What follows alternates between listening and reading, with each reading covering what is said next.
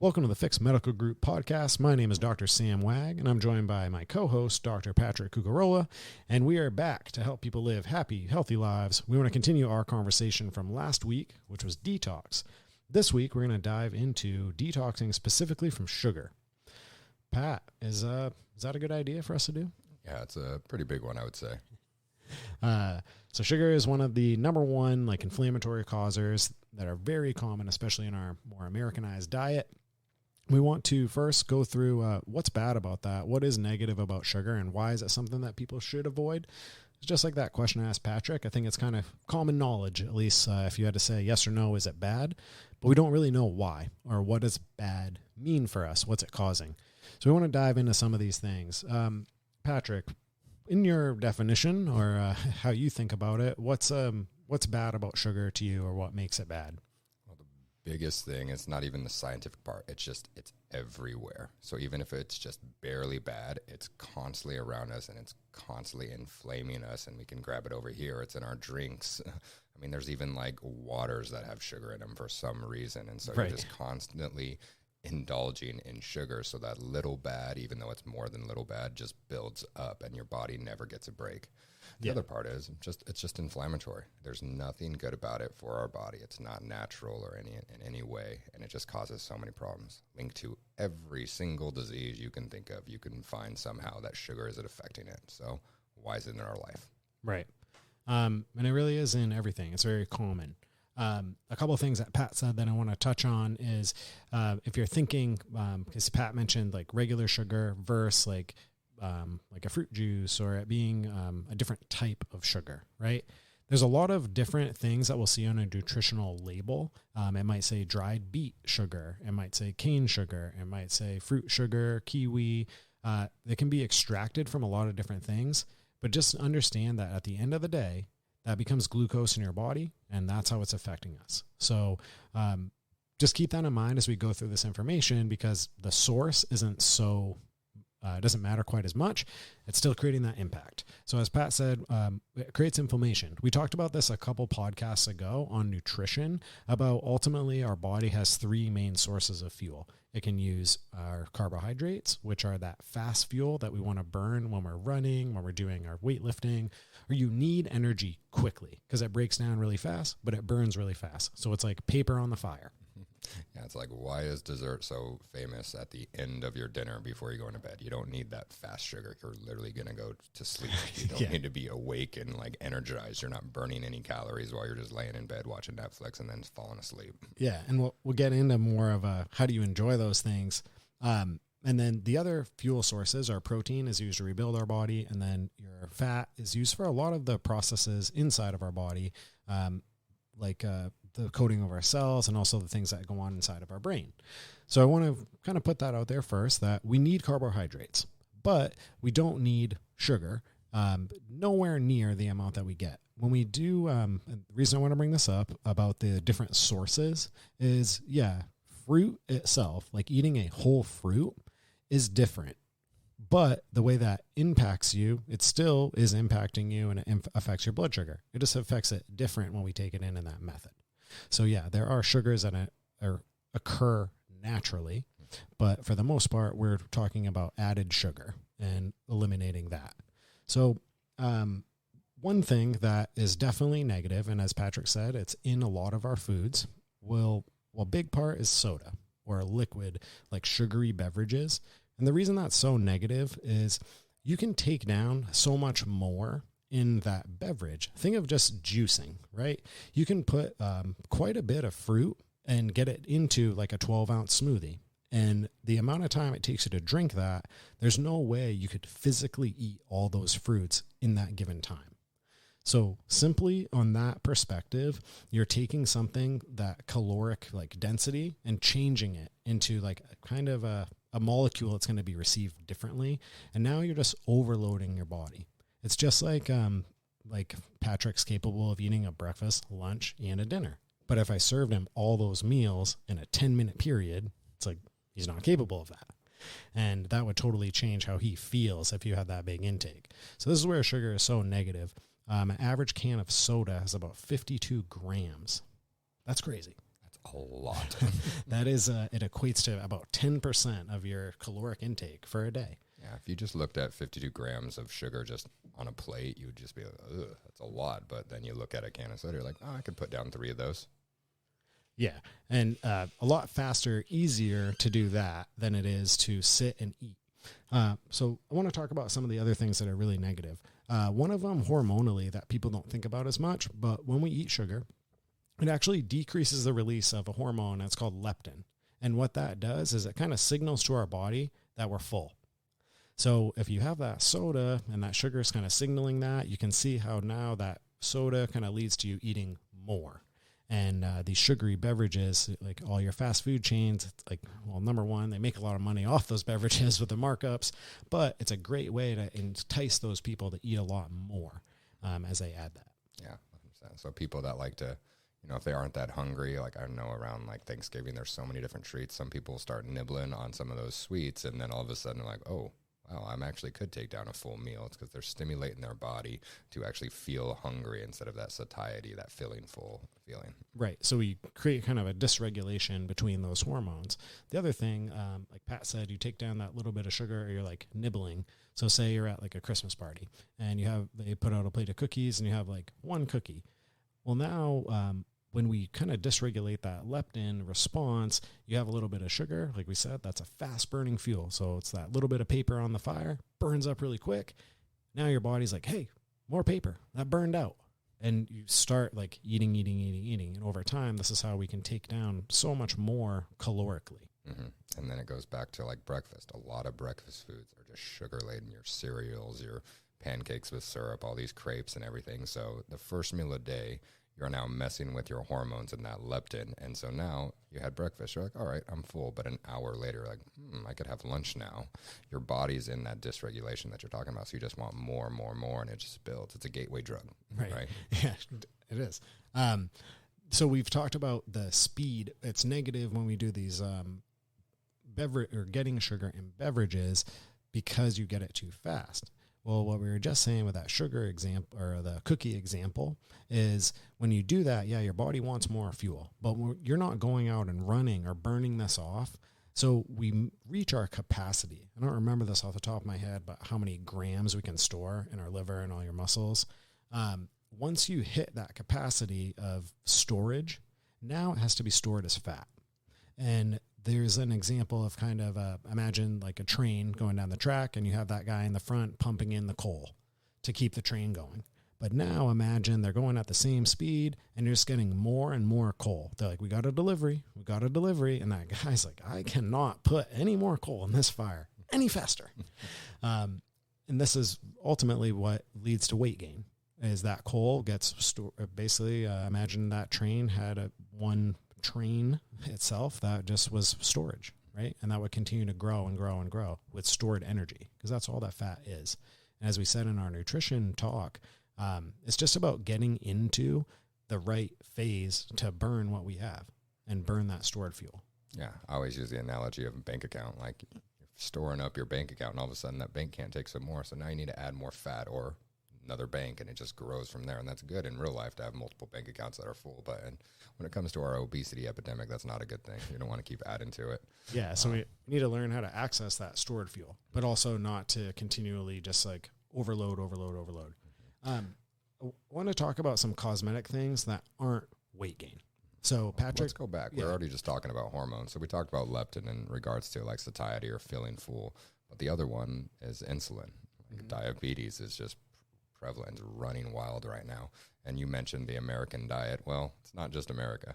We have taken over like Napoleon or just America all over. And now China is beating us in the prevalence of diabetes right now. We are taking over the world with this sugar intake. Sweets are going around and a lot of it has to do with how your body responds with insulin. We have these insulin spikes that are trying to keep it more level, and that's adding more to that stored fat that you kind of talked about. So it's not just leptin, it's messes with your testosterone and messes with your insulin, and we have all these problems that build from it. Yeah, and we're going to talk more about exactly what Pat's saying, your blood sugar, like these spikes. And this is ultimately what we want to try to reduce, is the impact we have on our blood sugar. because the more that goes up and down, the worse we're going to be in a health perspective. The more that stays kind of baseline, the more metabolically flexible we are, meaning we can get our body to burn fat, we can get it to use sugars, and actually use the fuel sources that we want to. So by the end of this, you guys will, everyone, guys and girls, will have a good understanding of how we can implement some of these things to do that. What I wanted to ask about or talk about was, oftentimes we think about sugar, we think about getting fat and about weight gain. But let's talk about how this can actually change the composition like of our skin as far as how we look from an aging perspective, but also with acne. Pat does a lot of the regenerative medicine in our office, and sugar impacts your collagen. And can you explain how if you don't have good collagen, you're going to look a lot older than you actually are when it comes to wrinkles? And then I can talk a little about the acne as well. Yeah, essentially collagen is what a lot of our body is made of, your tendons and everything, but specifically when we're talking about aesthetics, the skin, it creates that kind of stretchy and flexibility instead of that kind of rigid, and we could just call it like old person that's been laying in the sun, just looks dried up like the baseball mitt. Yeah. Their collagen is destroyed. So you have all these different products that you can, drink this collagen broth, there's collagen pills proteins, now and all these different things. That's trying to restore that, but if you hit it on the other end and you're not destroying your collagen, instead of trying to kind of fix the problem, just avoiding the problem. And sugar does exactly that. It just degrades. It's inflammation where your body's just breaking down, including the collagen. You look older. Don't care who you are. We all want to look younger and have that smooth skin, but we're continuing to indulge on that, and it affects you aesthetically in terms of your belly, your hip weight, but also how your skin looks. Right. It's we always talk about the proteins. It's a building block. It's what you're made of. And when we're having a lot of sugar, it's affecting that collagen. It's not so elastic, like Patrick was saying. It's more of that rigid feel. So it's not going to fill in those deep wrinkles that you have.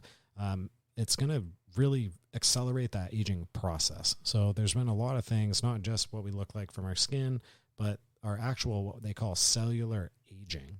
Can you talk a little bit about that when the telomere length and what that is? Yeah, telomeres, essentially it's, I guess, a cellular way to measure out how old you are. Mm-hmm. So you can be 80 years old, but if your telomere length is really short, you're essentially 100.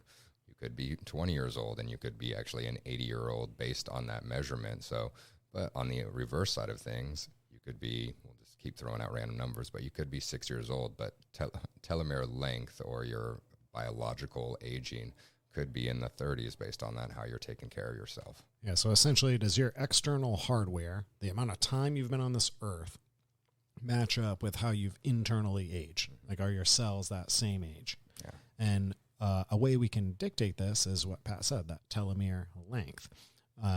What they've seen is people with these high sugar intakes, they've actually have a decrease, that their cellular age is very increased. Yeah, because we all love to, I guess if someone saw you, you're like, oh, wow, you're looking 20 years old. Well, thank you. Internally, you want to look 20 years old as well. Aging's not fun, but you can age well and live that happy life. Totally. There was this one study I found I thought was kind of interesting. They followed 8,000 people for 20 years, and they had the group eat, or half of the group had 67 grams of sugar daily. And what they found is those people had a 23% increase in depression. So this affects our mood, how we look, our actual aging inside and out, and then how we feel. I'm going to say is different than mood. When you're moving around in your body, what does it feel like if you're all achy and stiff? But I thought that was really interesting of showing something people don't think about so much, because on the other end, we think about food and emotions all the time when we're not feeling good. And it's like, oh, I've earned this. And it's the kind of classic Netflix and ice cream or cookies, or, people reach for those desserts when they're not feeling good. But what the research shows is really on the back end, it's just feeding into this negative feedback loop. It's that quick burst, like sugar, it makes you feel good quick. It gives you a little quick boost of energy, but it's really fleeting. It drops you quick too. Yeah, it's cocaine. You want me to continue? No, sure. No, it's those fast little bursts of energy, but your body eventually crashes. And same thing, that's why cocaine's so addictive, heroin's so addictive. It's these quick bursts, but it dies off quickly, and your body urges for more. Mm-hmm. And you just keep giving it. Now, when you actually take it away, you can almost have like withdrawal symptoms, like we hear about with someone, that's an alcoholic or even cocaine addict, and you take that away, your body goes through those symptoms because it's truly addicted to sugar. And so no one thinks about cocaine or heroin or alcohol like in a healthy way, but some people just kind of blow by like sugar, like, oh, it's not that big a deal. Right. We're really, we're going to talk about alcohol next week, and I have some examples of just all the other negative habits that it usually tends to create for us that we don't in the moment think about as because of alcohol. I'm doing X, Y, Z, but it's really easy when we paint this picture of all the other health things that are happening.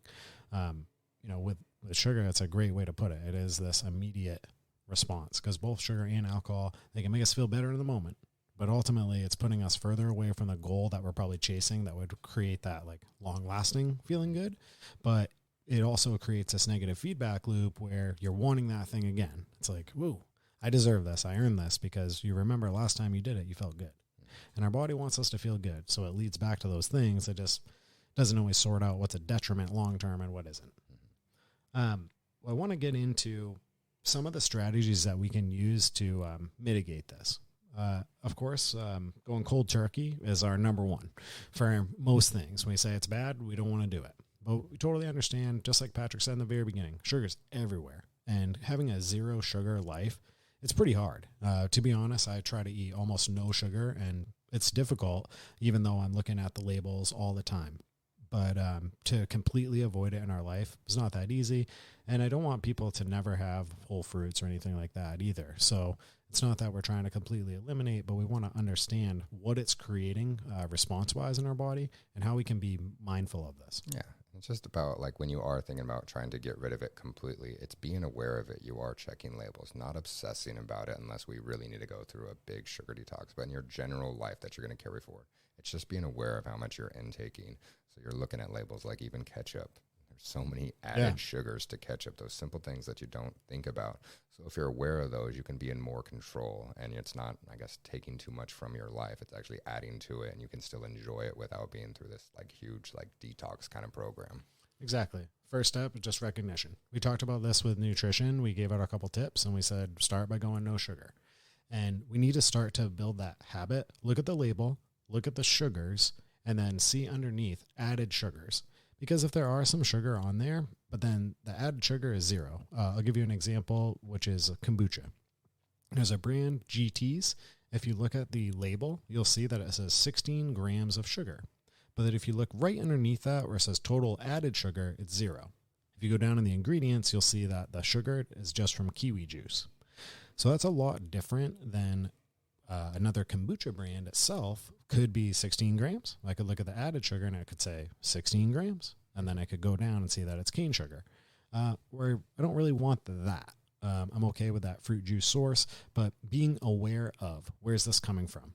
So the first thing we want to do, look at labels. We're going for zero sugar, but if there are, a small amount of grams, I'm okay with that sometimes.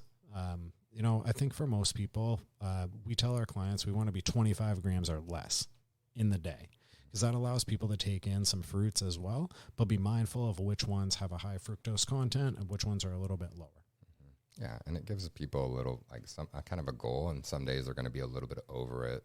Hopefully not all the time, but it's something to shoot for. So you're not just mindlessly going about it. I'm like, I think I'm doing good, but if you're really kind of paying attention, you're going to see results, and then that makes it even fun to actually do. Like, oh, look at me, look at this. If you're sitting there listening to us and you're like, oh, something else I had to count, because I would be the first to say I'm not an advocate of counting calories or having people really try to track those things, but there's items to be mindful with each intake. I'm not asking you to journal it, but we have a simple chart. It'll show you where, how much fructose different fruits have.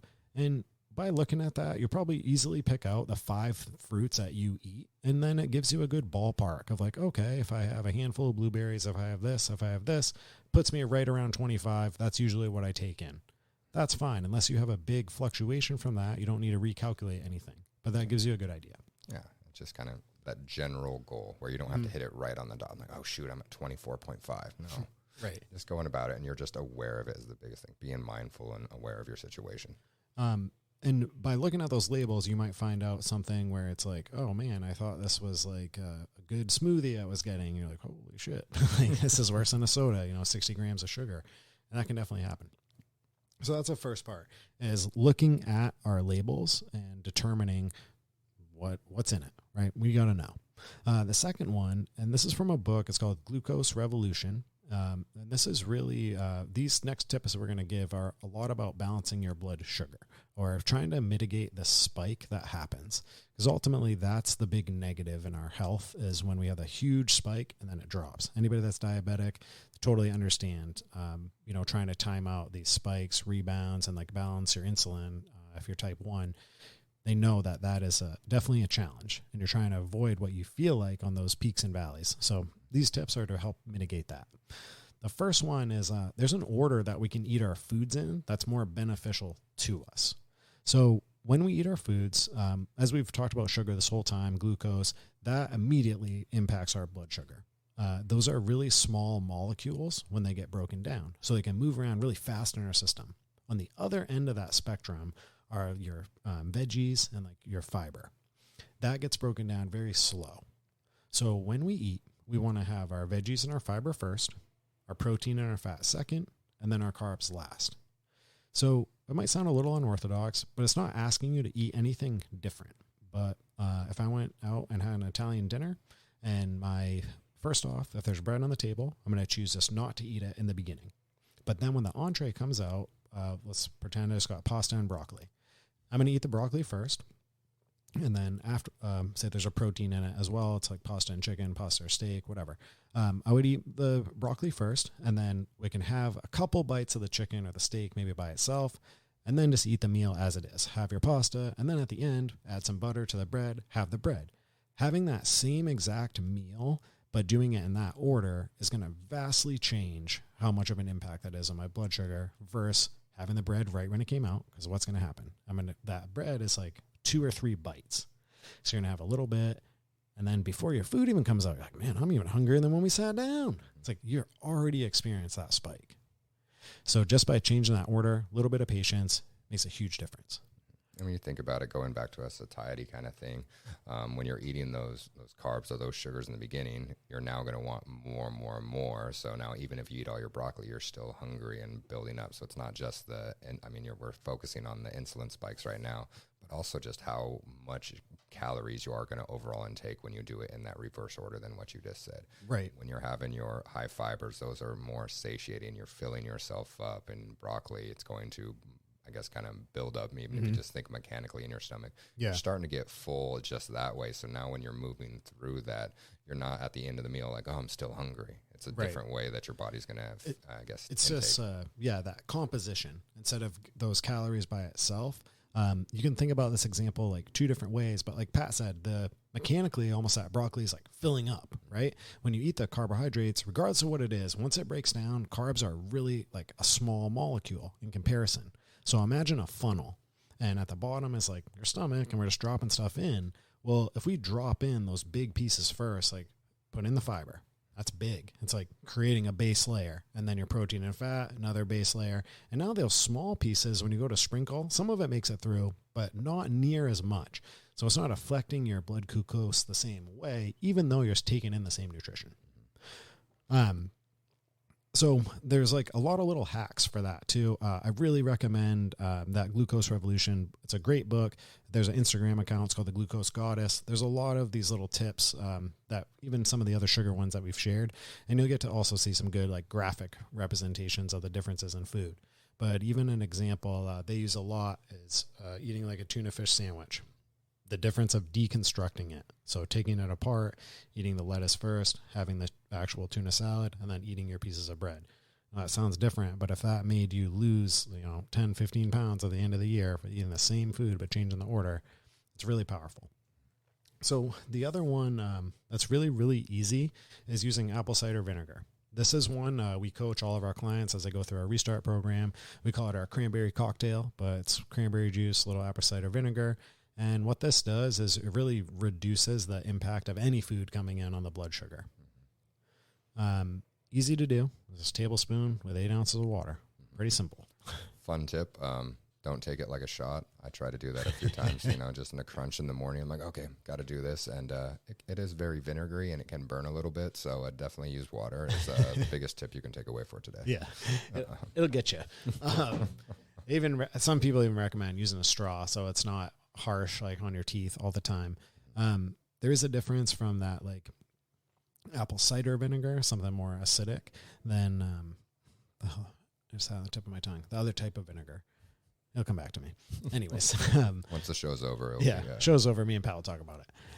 Apple cider vinegar, though, 1 to 2 tablespoons just with 8 ounces of water. You can just do it in the morning or have it before you eat. So if maybe you're going out to a meal, it's a big Italian dinner, and you don't want to do the tip I said, right, of the order, well, have your apple cider vinegar before you go out.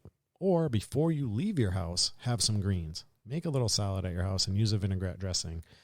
Make some broccoli. It doesn't have to be a fill you up meal, but have some of those greens first so that you have that base layer. And now whatever carbohydrates you take in, it's going to nowhere near be the effect that it was.